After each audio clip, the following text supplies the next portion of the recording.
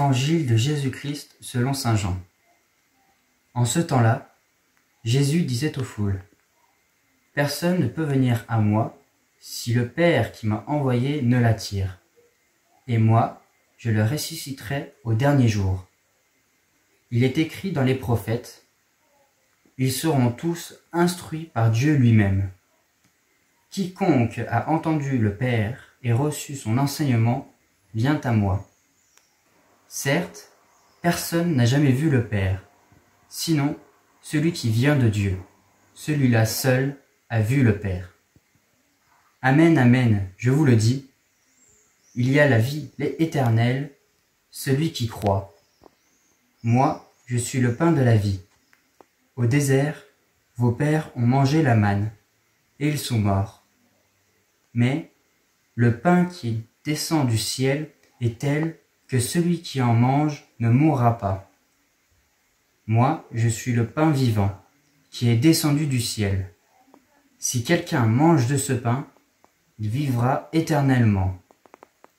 Le pain que je donnerai, c'est ma chair, donnée pour la vie du monde.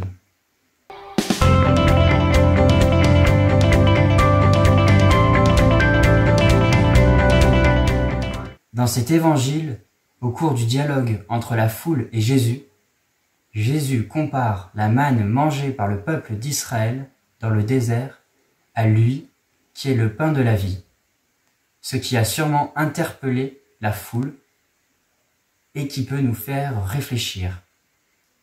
Nous pouvons nous poser cette question : pourquoi Jésus compare la manne à lui, qui sont pourtant tous les deux des œuvres de Dieu? Merci Joseph pour ta lecture. Dans l'évangile de ce jour, la foule fait pression sur Jésus afin d'obtenir de la nourriture corporelle. C'est à dessein que sera rappelé à Jésus le souvenir de la manne qui avait été donnée autrefois à leur père. Eh bien, en réponse à cet argument historique, Jésus montre que tous les faits de l'ancienne loi étaient une figure de la vérité qu'ils avaient présente sous leurs yeux. En tant que maître spirituel, Jésus élève ses auditeurs à la pensée d'une nourriture spirituelle. Il leur dit en effet : « Je suis le pain de vie ». Pour révéler sa divinité, Jésus s'attribue le nom de pain de vie, ce qui est vrai puisqu'il porte en lui le principe de notre vie, de cette vie présente, de la vie future et même de la vie antérieure. Jésus propose à ses contradicteurs inconsciemment assoiffés de savoir et visiblement en panne d'arguments, un enseignement portant sur la différence entre le pain de vie et la manne, avec une insistance particulière sur l'effet que produisent l'un et l'autre. Premièrement, il montre que la manne n'a rien de nouveau, et ça il le précise quand il affirme que vos pères ont mangé la manne dans le désert et ils sont morts. Ensuite, en comparant Moïse et les hommes admirables de ce temps, Jésus montre à ses contradicteurs qu'ils ont reçu de plus grands biens que leur père. On comprend pourquoi, après leur avoir dit que ceux qui avaient mangé la manne étaient morts, Jésus va plus loin en leur disant que, et là je le cite, « Celui qui mange de ce pain, entendez ici le pain de la vie, celui-là, disais-je, vivra éternellement. » Jésus replace ses auditeurs dans le désert. Il me semble qu'il le fait précisément pour leur faire entendre que la manne n'a pas duré longtemps et qu'elle n'est pas venue jusque dans la terre promise. Ce qui n'est pas le cas pour l'autre pain. Et le pain que je donnerai, dit Jésus, c'est ma chair que je dois livrer pour la vie du monde. La manne était la nourriture du désert.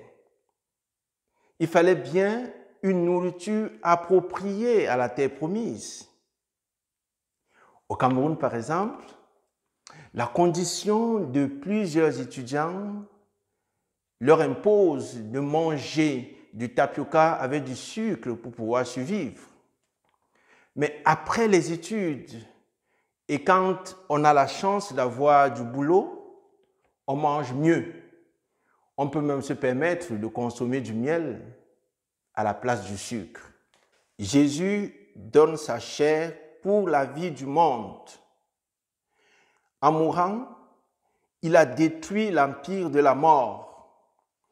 La mort du Seigneur représente pour tout homme le principe de résurrection et d'éternité. D'ailleurs, nous le disons si bien quand nous professons le credo.